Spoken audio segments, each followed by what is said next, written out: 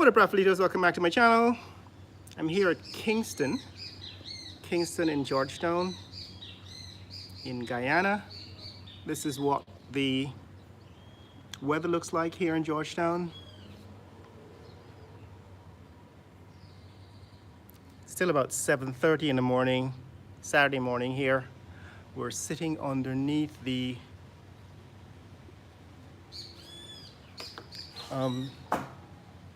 stalls here, right? I'm underneath one of these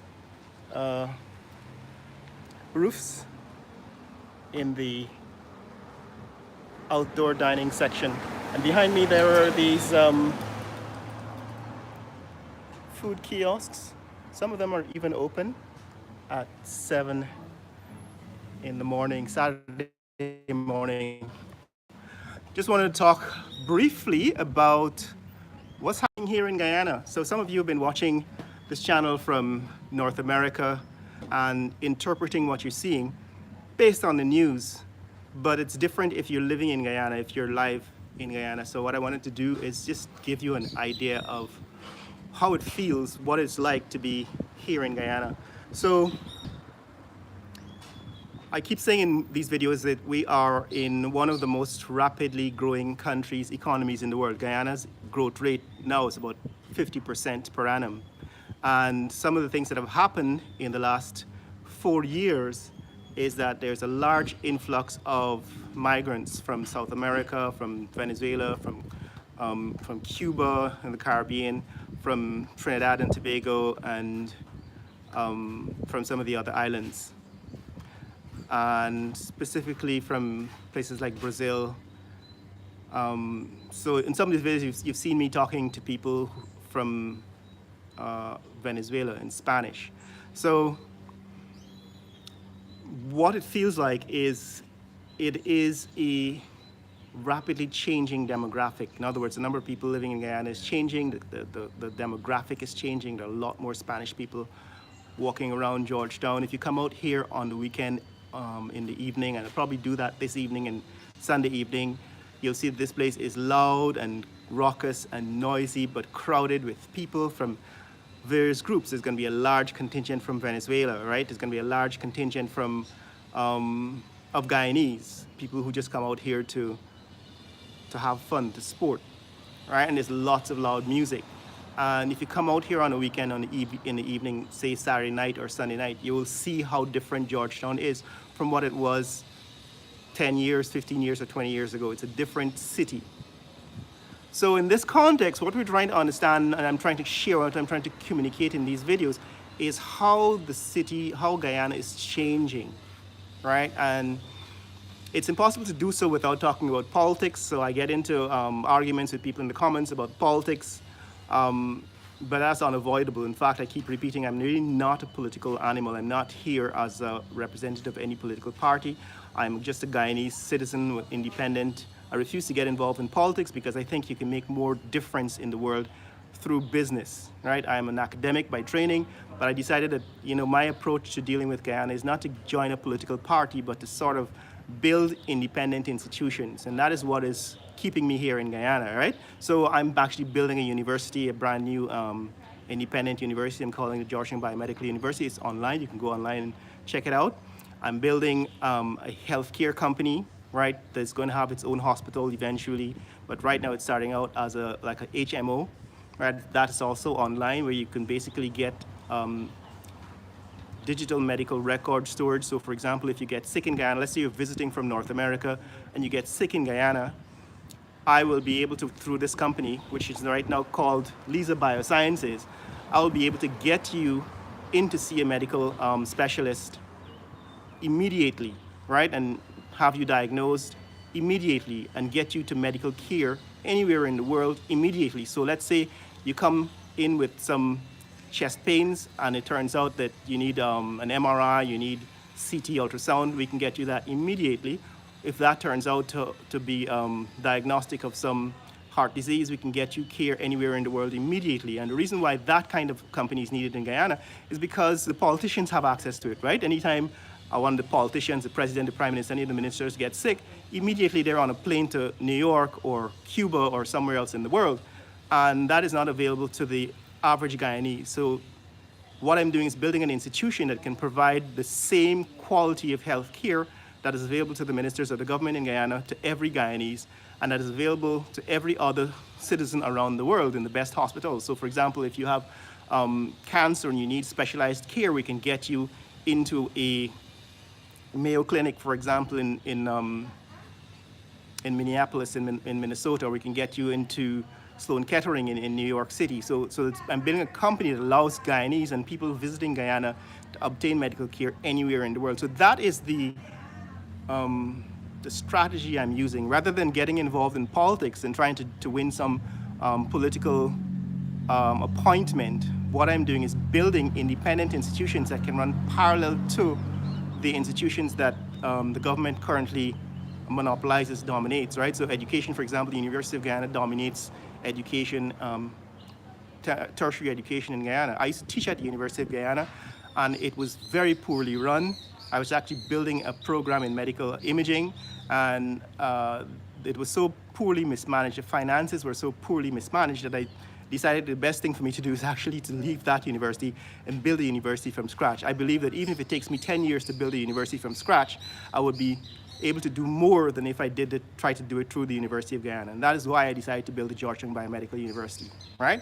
And based on that, I'm also building the Lisa Biosciences, which eventually will provide a hospital locally in Guyana, as well as access to healthcare around the world. Will provide pharmaceutical development, drug development in Guyana, based on our own pharmacopoeia, based on the bush medicines that we have in Guyana, and based on my knowledge of pharmacology, because I actually got a PhD from the Department of Physiology and Biophysics in New York, but my research was done in the Department of Pharmacology, right, on DNA structure, on DNA research. So all of this stuff that you can go online now and you get your DNA tests from 23andMe, that's the stuff that I was doing in graduate school when I was, in my 30s, back in the early 2000s. So I have the knowledge and the capability to do all these things. And instead of coming back to Guyana and joining a political party, I decided to build 20 companies that can do these things independent of government. So that's my approach. So when you watch this channel and you don't understand my philosophy, you don't understand why I'm making the decision, the comments that I'm making, right? I'm making those comments based on my background as a professional scientist, right? And as a medical school professor, I actually taught medical imaging and so on. So and I have done research in pharmacology, in cardiology, in radiology, in neurosurgery. So that is my background, right? So a lot of people come out here commenting on the channel as if they're talking to some Guyanese who's a farmer, and I have nothing against farmers, but I'm not your stereotypical idea of who a Guyanese is, right? I am actually a professional scientist, and I'm back in Guyana because there are things I can do in Guyana that I couldn't do in the US. So for example, starting my own company in the US would require building a startup company that basically acquires capital investment, millions of dollars or billions of dollars in venture capital investment. And that, in my opinion, restricts the kind of company you can build. So I'm actually bootstrapping these companies in Guyana. I'm actually building companies one step at a time without the billions or the millions of dollars of investment that you get from venture capitals. And that's something I can do in Guyana because the overhead is very low, right? So that is my approach. If you can't understand what I'm doing, it's because I'm not doing it like the way you're accustomed to seeing companies built in America. Well, that means that I'm going to be building companies much more slowly. But what you're not going to get from me is bankruptcy. I'm not building companies that will go bankrupt or companies that can fail, because I'm not building it on this high leverage, right? I'm not building a company that will go 10 years without making a profit, where you're holding on to millions of dollars from investors and you're burning through millions of dollars a year.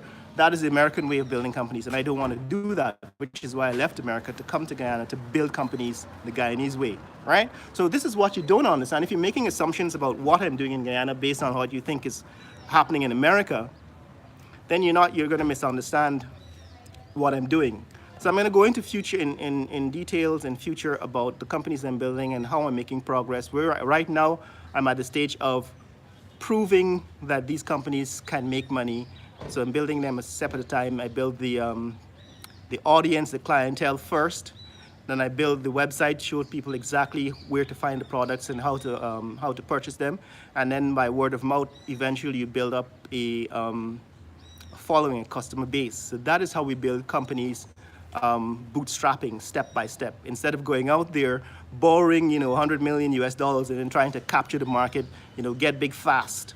And you try to blow out the competition, make sure that nobody else can compete with you. That's the American way, and I don't believe that is the best way.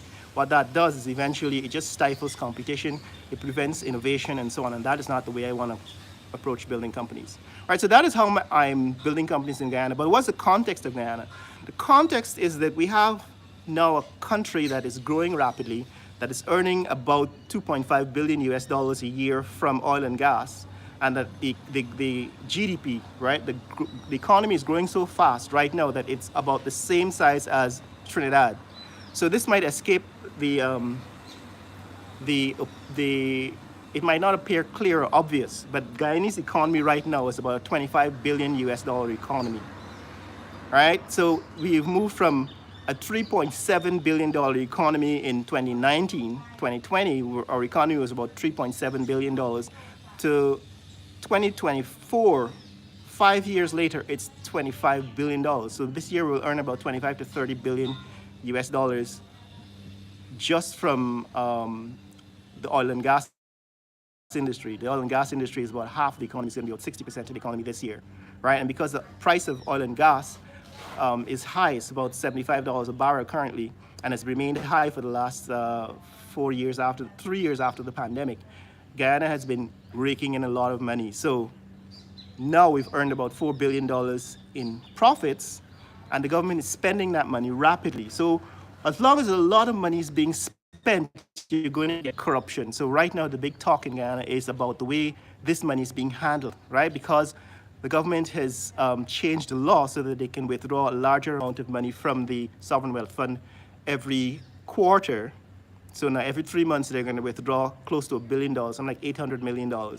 And they're spending that money rapidly. The question is, are we getting value for the money? In other words, you can say you're spending $1 trillion because that's the budget for this year. They have $1 trillion budget, but you have $1 trillion budget. It sounds impressive, but if we don't get value, if people are building roads that will break up in a few years, then you basically wasted that money.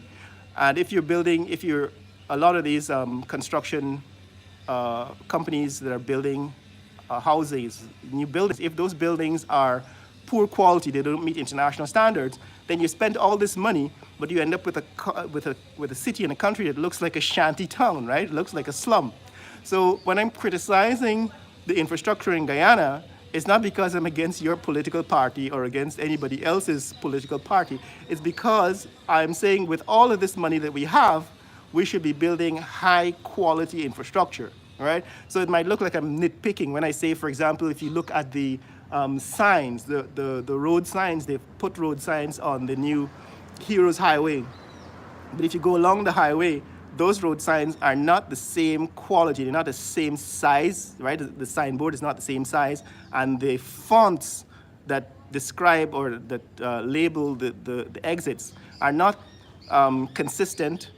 They're different as you go from one exit to the next, and the sign is not easily readable if you're driving in a car. And I'm saying that if you go around the world, you travel around North America, whether it be Canada or the USA, if you're driving on I-95 or routes,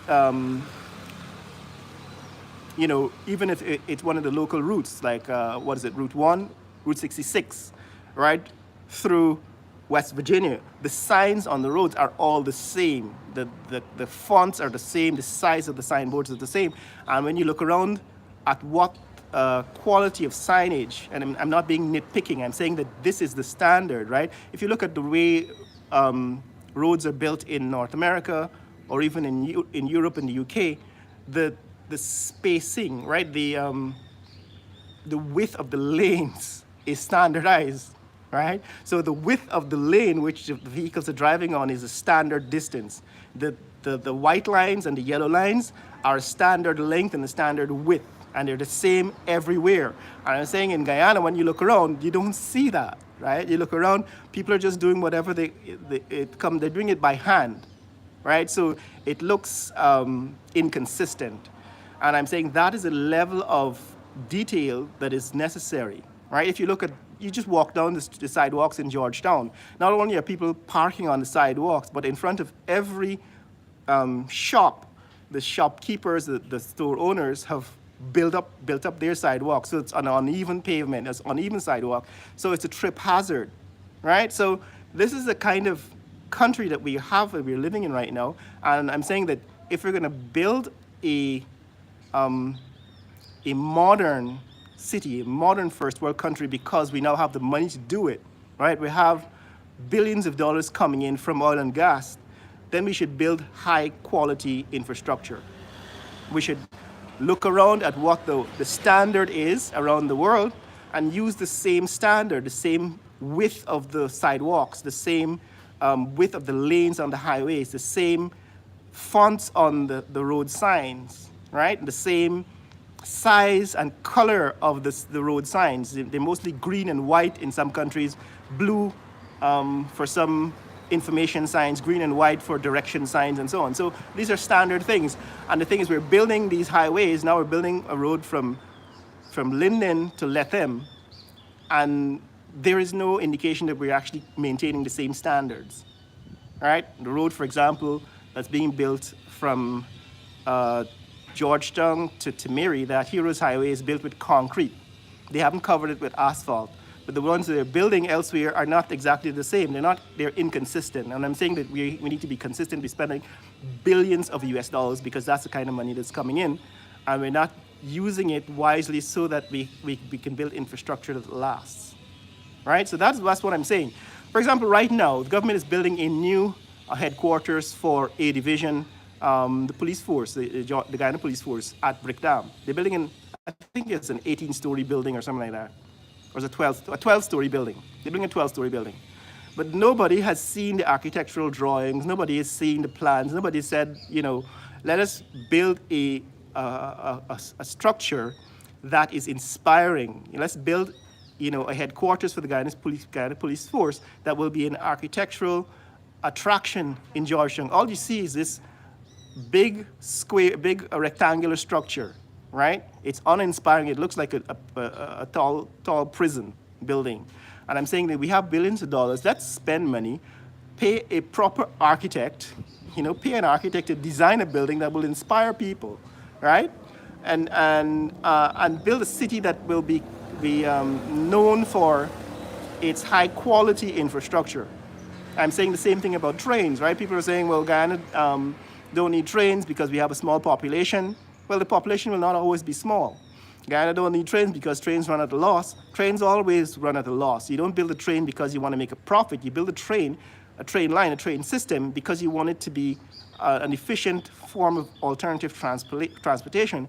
And what happens is that efficiency comes back in the form of GDP growth. So the economy performs better because we have mass transit.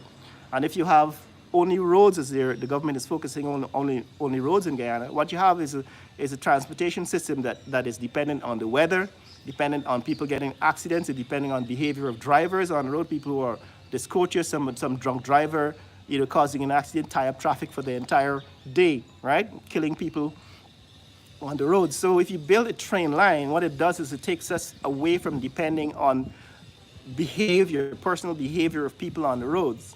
You have an alternative. So that eventually results in GDP growth, in a 15-20% boost in GDP if we have trains that connect every city and every village and every town in Guyana. So that is what I'm not getting from the thinking of people. And I'm saying that I'm not going to get into politics. I'm not going to argue this in a political setting. I'm basically prepared to do this as a private citizen from a business point of view. Right now, I think Brightline has just built a railway from Orlando to Miami. right? This is, who's this guy?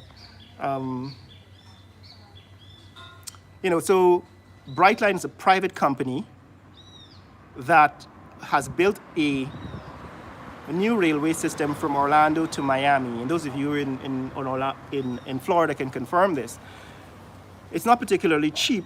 It's pretty expensive to take trains, over $100 to get from Miami to Orlando. And I've actually done that drive. It's about a 4-hour drive, right? But the thing is that there was a time when you couldn't take a train from Miami to Orlando, but now you can. Brightline is also building a line, I think, from Las Vegas to LA, Los Angeles. Right now, there's not a train that exists. And I'm saying people around the world are still seeing the value of mass transit, of trains. We in Guyana, with the money we are bringing in right now from oil and gas, should be building train lines around the country, right? Because it is one of still the most efficient forms of mass transit, still the safest form of mass transit, and it boosts the economy, it boosts the GDP, right? So this is where I'm coming from, and when you watch these videos that I'm putting out there, it's that I'm saying things that should be in the public debate, but in the public consciousness, but people in Guyana are not thinking along those lines because we're still being led by people who think that grabbing the money, getting hold of it, putting it in your pocket is the objective, right? So for example, if I wanted to just make money, I would not spend 5, 6, 7 years building a company.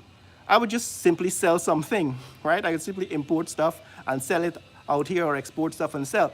But that is not how I see business. Business is not about making money. For me, business is about adding value to the society. So I'm building infrastructure. Now, if it makes money, great. And it might not make money for 10 or 20 years, but a new university that offers people high quality medical education in Guyana will be an addition to the society, even if it doesn't make a profit. You understand? And if I build a health maintenance company, if I build an HMO in Guyana, and I'm not paying myself millions of dollars like the CEOs in America, but it allows Guyanese to get high quality health care, the same quality that they can get anywhere in the world, and you don't have to pay an arm and a leg for it, then that adds value to the society. So for me, business is not about simply making millions, calling yourself a billionaire. It's about building a legacy, building value into the society, and that takes time. So if you don't understand my approach to this channel, it's because you're not seeing things the way I see them, right? I've lived in North America. I've lived in Singapore, in Asia. I've visited Europe. The only place I haven't visited is Africa, and I'm probably going to do that soon. But the thing is that I understand how business is done in the first world. I know what the strengths and the weaknesses are. I understand the drawbacks. I understand what Bill Gates and Steve Jobs did to build their companies. I understand the weaknesses. Right now, I have a couple of Macintosh computers that don't work. I mean, in 2024, they're still building poor quality computers. So I'm saying that if you're building a company, it's not just about making money, which is what Apple seems to be doing. The reason why an iPhone is $1,500 or $1,000 is because they want to make money, right? But if you build a product that is just high quality, where your emphasis is not on becoming $1 trillion company, but on providing high quality value for customers, then that's a different point of view, a different mentality. And I've seen how Bill Gates and Steve Jobs built monopolies. And I'm saying, no, my job is not to build a monopoly. My job is to build value. I've seen, for example, how Mark Zuckerberg and who are the current people, Elon Musk, these guys are building companies basically using leverage, billions and billions and billions of dollars of investors' money, calling yourself a billionaire when you owe. I don't understand this concept. So this guy, Elon Musk, is the richest man in the world, and they say he's what? He's worth about $200 billion. But what are his debts? His debts are about $500 billion. So he's companies that owe about $500 billion to investors and so on, and he has $200 billion in shares, and he's the richest man in the company. If you take away his debts from his assets, he is in the hole by a couple, three or $400 billion. So I'm saying that that is not how I see it, right? It's just like the Americans say, you know, you when you buy a house, you own the house.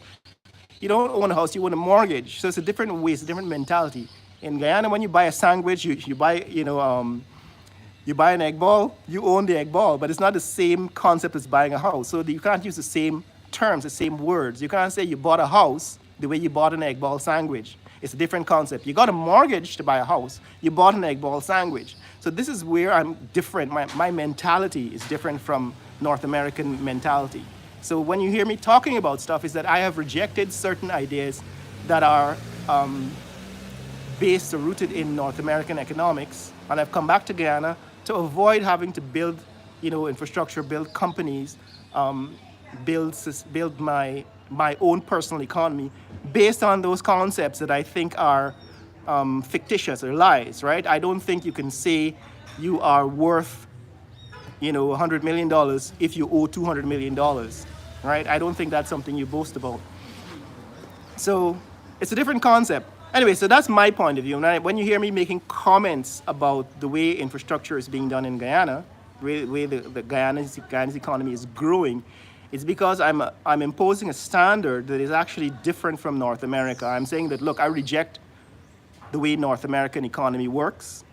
I like the value, the quality of the infrastructure. I like the standardized system where the roads have a certain standard design, and it's the same everywhere in the country. If you drive on the East Coast, you drive in the middle of the country, you drive on the West Coast, the roads are the same, the rules are the same, the dimensions are the same. In fact, one of the best experiences I have in North America is driving coast to coast, driving, let's say, from Boston to the middle of the country, to Nashville, which I've done before, and just finding that all of the roads are consistent. It's like you're on the same road, whether you drive through the Midwest or you drive down south in Florida, or you drive north, in Chicago. And I want to see that kind of standardized development in Guyana. But at the same time, I don't embrace the negative, the downsides of the economy, where, for example, America is now $35 trillion in debt, right? But nobody talks about it because you can always defer it. You can always wait for the next generation to pay off the $36 trillion in debt that this generation is building up. And I'm saying that that's not something that I want to see happen in Guyana. I don't want to see Guyana running an economy the way the Americans run an economy, as if the debts never have to be repaid. Because the way debts work, right, is that even though you can live with the debt, it's that it affects your quality of life, right? It adds stress. The same thing I found in Singapore. People say Singapore is one of the most advanced second world, first world countries now. But I've lived in Singapore, and what I found is that because of the high amount of leverage, they had to borrow a lot of money to build Singapore infrastructure, right? But because of that high amount of leverage, you have a society that's expensive to live in, and that expensive society is stressful to live in because you got to pay for all these bills. It's the same as true in New York and the US. You have an advanced society, you have a first world country, but the cost of it is that each individual person has to pay a high price to live in the country. So you got a lot of homeless people now. If you get sick, you got to worry that you're going to get bankrupt. So that's the cost of building a society based on debt. And this is why I'm criticizing, for example, the way the government is spending money, because we don't necessarily want to lose out the opportunity to build a society, a high quality society, because we have all this cash coming in from oil. But at the same time, we don't want to build the same kind of society that you have in Singapore and the same kind of society you have in North America, right? So that is what I am saying. And what I am saying is really not the PPP, or it's not a PPP or a PNC point of view. It's the point of view of an intellectual, somebody who has looked at the situation, looked at the world, looked at the way the world works, and decided, look, this is what I want. I can relax in Guyana. You know what? I can stay home for a year in Guyana, and nobody is going to bother me because my economy does not function the way a North American economy functions. I'm not going to lose my health care. Nobody's going to evict me from my house, because this is not how the society is built, right? I can relax. I don't live as if, I have to be constantly earning lots and lots of money. And that is why I'm here in Guyana, to build companies, right? But I can't communicate that to you because if you're caught up in American society, an American way of living, you can't see how society can function differently, right? So if you find that you don't understand what I'm saying, just step back and think about the point of view that I'm coming from. I'm not coming from a North American point of view. I'm coming from a Guyanese point of view that actually is different.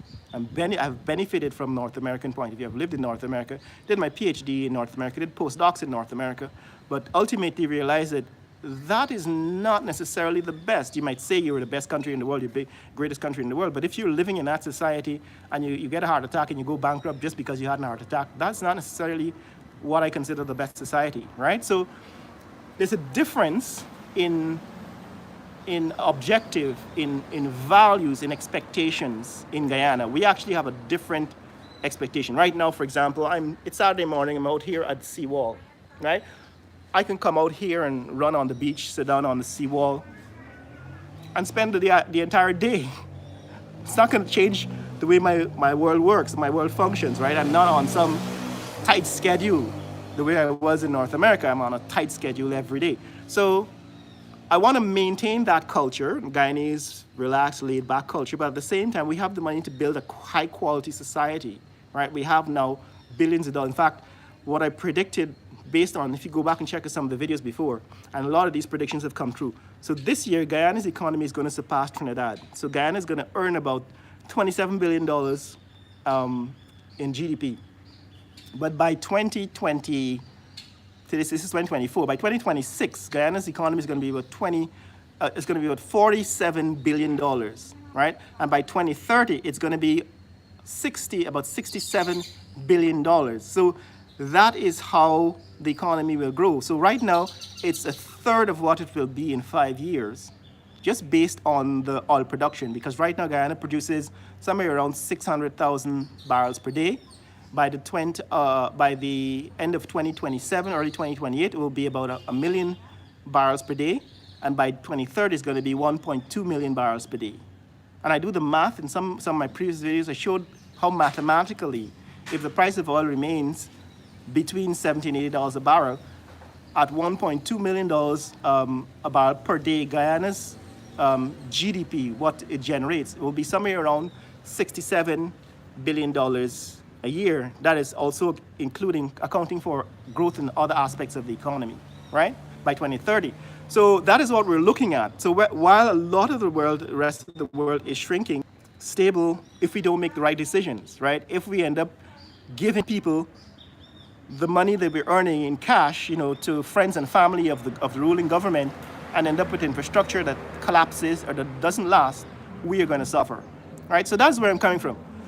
So guys, if you have any questions, let me know what's going on. I'm going to let me know if you have questions, what you'd like to know about Guyana. Right now, this weekend, I'm planning to bring you some more developments on hotels, the new King's Hotel, the new Best Western Hotel, the new Courtyard Marriott Hotel, and so on around the country, and to sort of branch out and look at what else is being constructed outside of the Georgetown area in the future. But that's what's happening, and how I plan to handle content going forward. All right, so how do people in Guyana feed themselves? So that's a good question.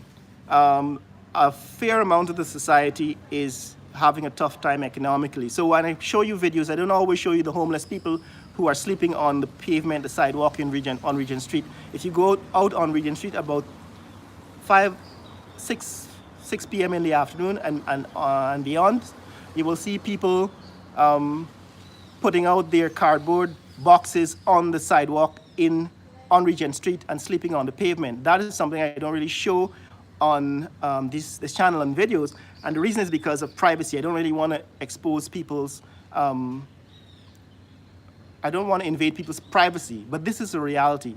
There's a lot of Guyanese, a lot of people coming in from Venezuela, right? So there's a large influx of people from the surrounding countries, and they are actually creating an economy of their own. A lot of them are getting employed in the construction sector and so on, but a lot of them are actually self-employed, selling food and so on the streets. But how is the average Guyanese earning money?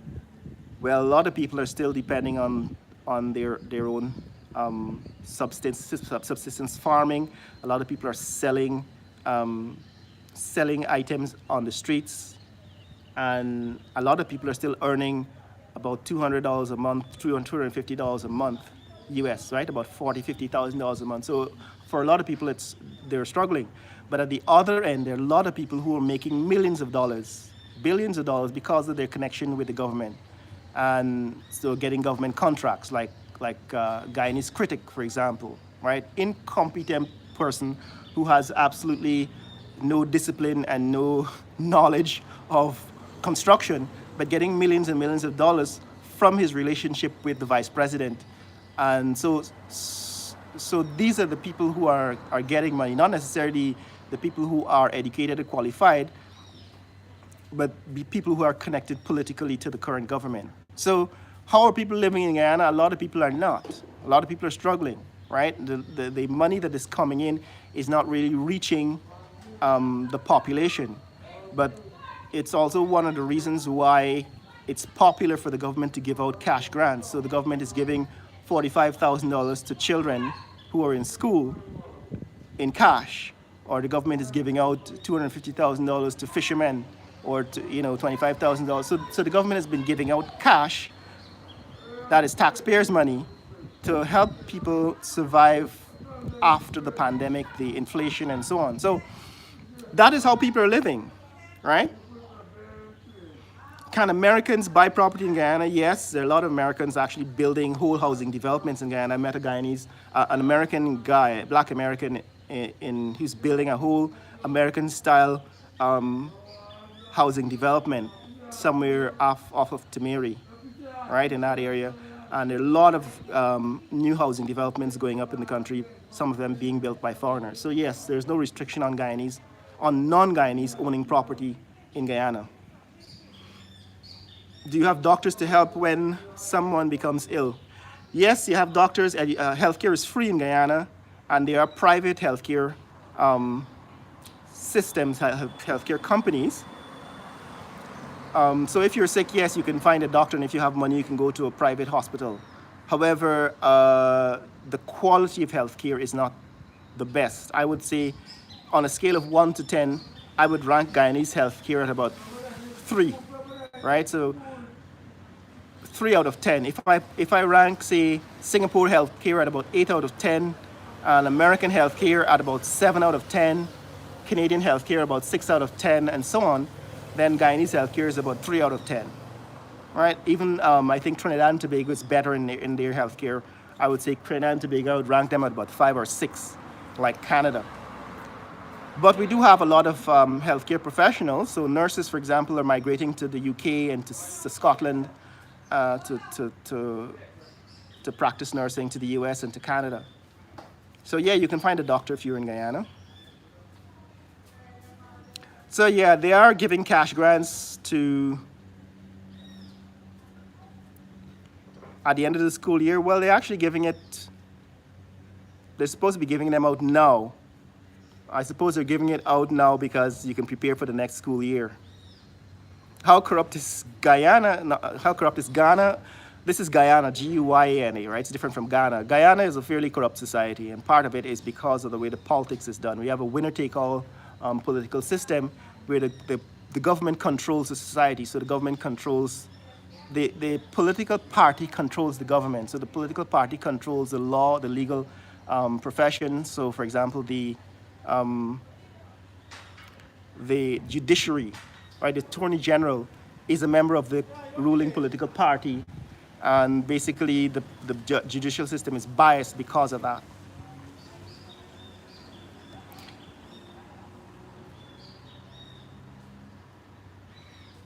Anyway, that's what's happening here, guys. It's one of the fastest growing economies in the world, but it's still fairly chaotic.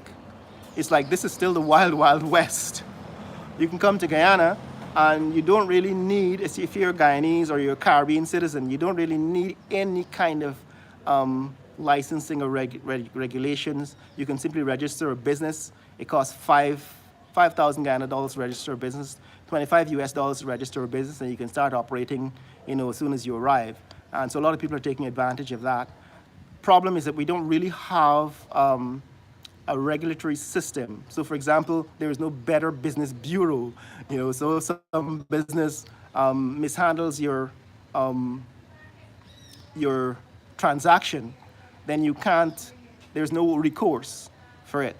We have a lot of Chinese merchants coming into Guyana, setting up stores and so on because of how easy it is. All you got to do is come in to Guyana, bring in a little bit of money, and build a store and start selling, right? So yeah, it's very easy to do business, but that's because there's no regulations, very little regulation. So let me see what Tyrone is saying. Roads can be built cheap and upgraded in the future. However, you pay for what you get. Design of roads should have some life expectancy. I agree. So I actually said this in previous videos, that what you need to do is you need to reserve the right of way. So for example, when they were building the Heroes Highway, the previous government had designed a road that would incorporate a train line in the middle of the road. That means they have reserved the right of way for the train, right? So even if you didn't build a train line now, if you kept that center divide wide enough to build a train line in the future, then you could build a road around it, but build a train line in future. What the current government did is they change the design, eliminated the train line, and so in future you're going to have a difficult time building a train from Timeri to Georgetown because it can no longer be built in the center of the road, which was previously designed to hold the train line, right? So now you're going to have to reserve, you're going to have to buy right of way, you're going to have to evict people from land so you can build a train line, or you're going to have to build a elevated train, which is going to be much more expensive. So I've addressed some of these complex issues in previous videos. How long have you been in Guyana? I've been in Guyana now for 10 years. I've been back. I came back in 2023, so October 2023, so about 10 and a half years I've been back since I came back. How do you manage to make money?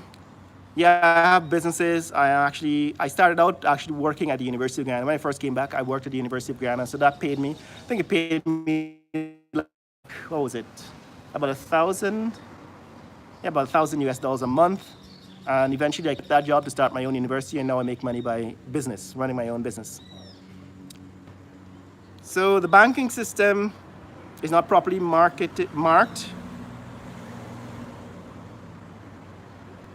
My capture card took 6 hours to retrieve. Yeah, the banking system is not as efficient as what exists in North America. And I have a couple of videos. In fact, I've started a different channel to talk about banking and finance and business and so on, because there are so many diverse topics that I need to cover that I decided to just deal with them on separate channels. So where was all the newcomers when Guyana had nothing? Well, that is how money works, right? If you got money, people come. Yep, this is the right time to buy a house in Guyana for rental. Now, I have a different idea about that. I think Guyana's housing stock needs to be upgraded. I think what you need to do is build houses in Guyana. I don't necessarily recommend buying a house unless you want to buy it and upgrade it. So what I am doing is I am building high-rise apartments because I believe people should have a choice. You should have a choice to buy a house that is on a piece of land where you can have a garden, or you can have a pool or a playground. But you should also have a choice where you can buy a condominium in a high-rise apartment that, say, allows you to live on the 20th floor, right? So you can live above the trees. It's a different experience. I actually lived above the trees in New York and in Singapore. And living above the tree line means that you're not exposed to the kind of pollution, air pollution on the ground, the kind of noise that you get in the street. Guyana is a very noisy place to live. People are very, very loud. So let's say you live on the 20th floor or the 30th floor of a high-rise apartment building. You can enjoy a quiet environment where the air is clean because it's high up in the air. So I'm actually interested in building that kind of housing in Guyana. So I respect the people who want to buy a house and live in Guyana. That's great. That's a tradition. You get a backyard, you plant some fruit trees. But I also like the idea of building high-quality high-rise buildings, and that is what I'm contributing to. So yeah, I think buying a house in Guyana to rent is a good idea, but I think the quality of housing needs to upgrade. It's not the same quality as you get in North America. and we need to start upgrading the quality of houses in Guyana. I have a website, in fact, that I handle that. I have a website called ecosmarthomes.uk. No, I think it's ecosmarthomes.lisagroup.uk, where I lay out the plans for the houses that I'm building. How is the climate change in Guyana? Are there frequent natural disasters? There are no natural disasters in Guyana except flooding. Yeah, I understand. Road and rail connections to Brazil is essential to the future economic growth and exports. I agree with you. We should be building not only road to Brazil, we should be building high-speed rail in Guyana. I think we have the money and we should have the kind of vision to do that. I see a big port being built in the future. Unfortunately, Guyana has insufficient human resources. I don't think human resources is a problem. If you build it, they will come. I think Guyana could be a hub, I think the hub and spoke model for airlines is changing, but I think Guyana could still be an airline hub for connection to the rest of South America. So I think Guyana should be building large airports, large international airports, not just Temeri Airport, but we should be building airports in every region, and we should be building air transportation hubs in the region, as well as seaports and freight trains and so on.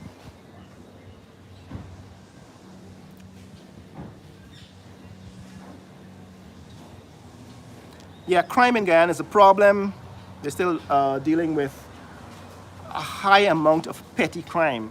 All right, I think I said on some previous videos that I actually my phone got snatched just a number of times, about 3 times. I'm just walking on the street and people snatch my phone from my hand because I actually use an iPhone or a Samsung phone to make these videos. So I'm always out and about with a phone in my hand, and I get robbed. In fact, in one case, people actually held me up at gunpoint and robbed me of my phone and my iPad and so on. So that's what is common in Guyana. What I do now is just buy a cheap phone. So right now I'm using like an iPhone 8, which is like a cheap phone. And if it gets snatched, I just buy another iPhone 8. So I keep my expensive stuff locked up. So crime is a problem. My problem, of course, is not with petty crime. My problem is with white-collar crime, that people are stealing billions of dollars, and those people are not being stopped. So that's a bigger problem. So yeah, a hub for being poor and having crime and then being no money or food or jobs. I mean, I don't think that is the accurate assessment. There are Guyanese who have made the Forbes list. This guy, the Mohammeds, right? Nazar Mohammed, who the Americans have just sanctioned. He was actually made the Forbes list, which means the guy is a billionaire, a legitimate billionaire, as wealthy as people like Carlos Slim in Mexico, or Michael Bloomberg in New York. These guys are in the vicinity. I think when Bloomberg was mayor, he was worth about $4 billion. I think he's worth what? Something like $17 billion now. So there are Guyanese who have that kind of money, who have, a few billion US dollars in assets. So it's not necessarily true that Guyanese are poor. Does Guyana have what, tent city like Canada? No, Guyana does not have the kind of homelessness that you see in Los Angeles and in Ontario, in Toronto, in Vancouver. You have homeless people, but they're still on the streets. They're not in tent cities. They're not like in homeless encampments. It's not that volume of homelessness. But there's also hidden homelessness. The reason is that we still have extended families living in the same house. So it's not a city, it's not like the US and Canada where you have to move out of your house when you turn 18.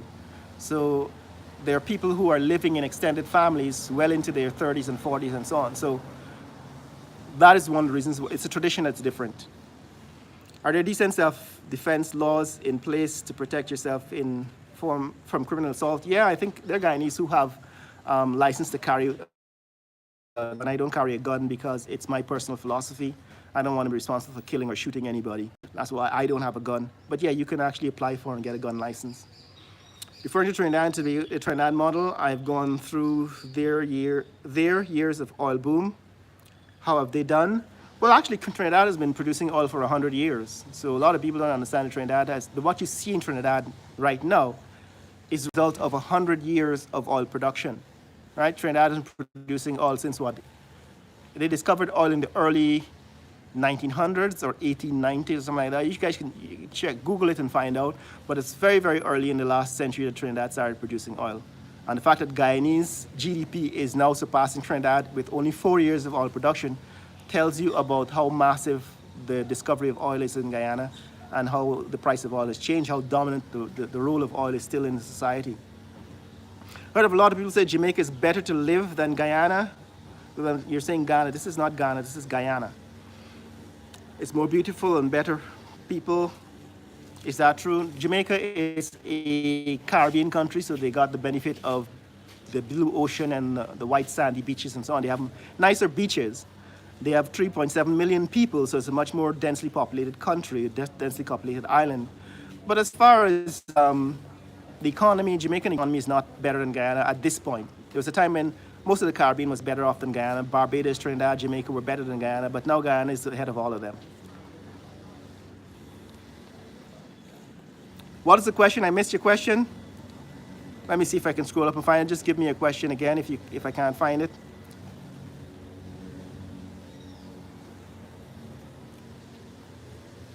How prepared do you think Georgetown is with regard to climate change?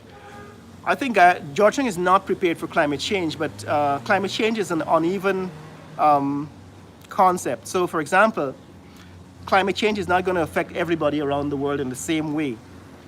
So for example, we don't get hurricanes here in Guyana because of the Coriolis force and because of the location of Guyana at the equator. We are located, that is, Georgetown is located about 6 degrees north of the equator, and what happens with the hurricane zone is that it turns north further east of Guyana, somewhere around Antigua. The Coriolis force begins to push winds away from the equator towards the Tropic of Cancer and the Tropic of Capricorn. So that is how earthquakes end up in the Gulf of Mexico or in Florida, in New Orleans, in Alabama, and so on, because of the Coriolis force. So because of Guyana's strategic location on the globe, we don't get hurricanes. And so climate change, as far as storms, are not likely to affect Guyana. But sea level rise is going to affect Guyana. We're beginning to see earthquakes. We have never had earthquakes before. In other words, Guyana was in this Goldilocks zone where we didn't get any of the natural disasters except high rainfall and flooding because we have poor drainage system. But I think climate change will affect Guyana much more slowly than the rest of the world, except in terms of heat, right? So we're going to have hotter temperatures during the year, and we might get sea level rise, but we won't get these hurricanes that you get in North America, and the Caribbean because of the Coriolis force. Besides oil, are there any other major exports? Yes, Guyana exports gold. Guyana has, I think, the second largest gold mine in the world right now. It's very large gold deposits, but we didn't have very good contracts for gold mining. And so although the companies like OMI, Gold Star, and so on that have actually had contracts to operate gold mines in Guyana, they never declared a profit, so they never actually paid. And this is why gold smuggling is such a big deal, because a lot of the gold that coming out of Guyana has been smuggled. But Guyana has gold. Still have bauxite, right? I think a Russian company was operating the largest bauxite mining company in Guyana. And we have some of the largest rainforests in the world, and arable land for agriculture. So Guyana has very, very good resources. So why Jamaica is the most well-known Caribbean country out of all the countries, I always ask myself that as an American. Well, it's because the Jamaican Maroons, just like Haiti, resisted slavery and were able to fight off the British much earlier and much more fiercely than the rest of the Caribbean. And that created a tradition of combat, right? So the Jamaicans have a tradition of fighting for themselves, the way the Haitians have also established. The Haitians have paid a major price for it, but that tradition of and that legacy, right, genetic legacy of the fighting Jamaicans is what exists and what puts Jamaica on the map today. Most important to understanding to have when you decide to move to a developing nation is that you must respect the local people and their history and the history of their families. That is correct, that is true. You have to at least learn the local history. And I experienced earthquake as a child in Guyana. Mostly affected Trinidad. Yeah, there were tremors. I was born in 1970, so I actually experienced tremors, but I've never had an earthquake, never experienced an earthquake in Guyana. Okay, guys, we're about, almost an hour into this live. I'm going to bring it to an end. If you have any questions, leave them in the comments below, and tell me what you want to see. Like I said, I have other channels in which I address other topics. I have a food channel. I used to talk about food on this channel, but decided to create a separate channel for food that's called Raphael Nation Food. I have a separate channel for business where I talk about finance. Right now I'm turning my attention to raising finance. Like I said, I'm building 20 companies in Guyana, and some of that is going to require external finance. You know, some of it is going to require some venture capital. I'm against it. I prefer to bootstrap, but I'm going to explore ways to build a company in Guyana, bootstrapping on my finance channel. So I have other channels. I have a car channel because one of the things I want to do is to build a car company and so on. So I'm going to see you on those other channels as I put information out, put content out on those channels in the future. But that's what's happening here, guys.